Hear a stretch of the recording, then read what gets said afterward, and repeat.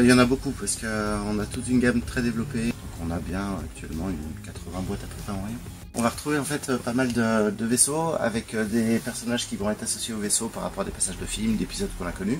Et on va trouver des boîtes aussi bien pour les anciens épisodes que pour les épisodes actuels. Et en plus, les vaisseaux à travers les épisodes peuvent changer, ils peuvent être modifiés. Donc on a d'exemples toujours sur le Faucon Millenium, ou ce qu'on a eu il y a 2 ans et qui est en train aujourd'hui de disparaître des rayons, parce qu'il est remplacé par le nouveau.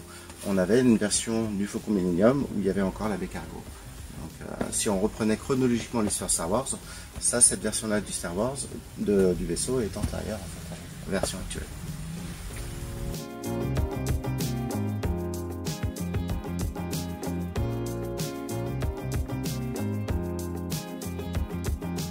On va trouver des grands classiques comme le Faucon Millenium qui va toujours être demandé, et puis après, pour les questions de budget aussi, parfois ce sont des boîtes un petit peu plus petites qui seront choisies.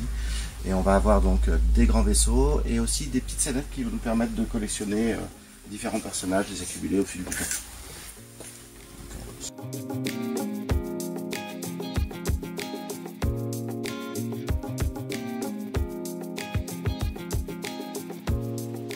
Lego, ça reste quand même à jouer, donc il ne faudrait pas oublier les enfants.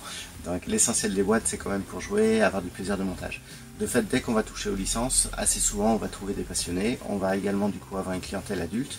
Et Lego développe des produits qui ont été pensés dès le départ pour les adultes.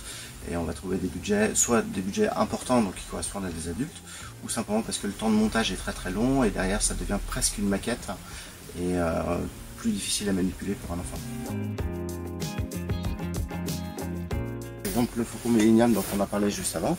Donc là on a une boîte qui est très importante en termes de taille, mais qui va permettre de jouer.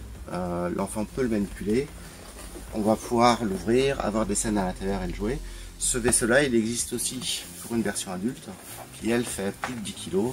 On est sur un budget à 800 € et très franchement le vaisseau, il faut avoir beaucoup de place pour pouvoir l'accrocher quelque part.